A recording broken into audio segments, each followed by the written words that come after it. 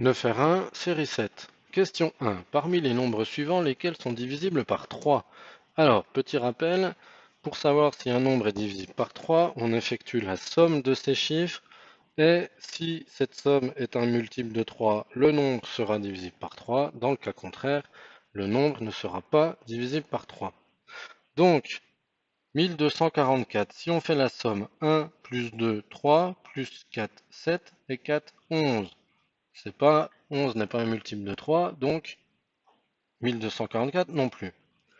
10725, si on fait la somme des chiffres 1 plus 0 plus 7 plus 2 plus 5, ça fait 15. 15 est un multiple de 3, donc 10725 aussi.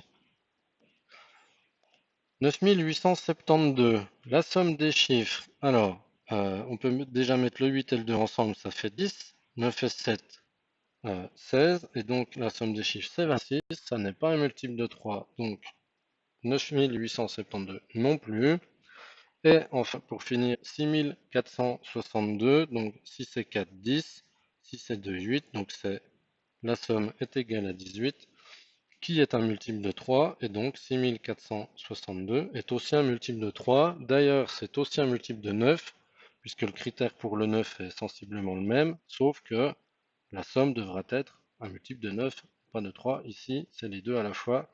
Donc, 6462 est aussi un multiple de 9. Effectue l'addition en colonne. Eh bien, allons-y. 412 plus 43,2 plus 0,9, addition en colonne. Alors vous remarquez que on aligne les chiffres des unités, ce qui revient à aligner la virgule, parce que si on commence à additionner des chiffres des unités avec des chiffres des dizaines en se décalant, forcément ça va pas aller. Alors, on additionne 2 plus 9, 11. J'écris 1, je tiens 1. 1 plus 2 plus 3 plus 0, ça fait 6. Il n'y a pas de retenue et j'oublie pas de mettre la virgule au passage. 1 plus 4, 5. Pas de retenue. 4, il n'y a rien en dessous, donc j'obtiens 456,1. Question 3. Quels sont les trois premiers multiples de 15? Donc on a 15 fois 1, 15, 15 fois 2, 30, 15 fois 3, 45. Question 4. Quels sont les diviseurs de 24? Alors, on a 24 qui peut s'écrire comme étant le produit de 1 et de lui-même, 1 fois 24. C'est aussi 2 fois 12. C'est aussi 3 fois 8. C'est aussi 4 fois 6. Et on a terminé notre liste, puisque si on continue au-delà du 4, on va retomber sur le 6 et finalement refaire la même liste dans l'autre sens. Question 5. Existe-t-il un nombre différent de 1 qui est à la fois diviseur de 9 et de 12?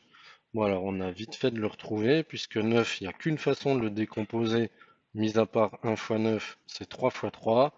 On sait que 12, c'est aussi un multiple de 3, puisque c'est 3 fois 4. Donc finalement, voilà, on l'a trouvé, c'est 3.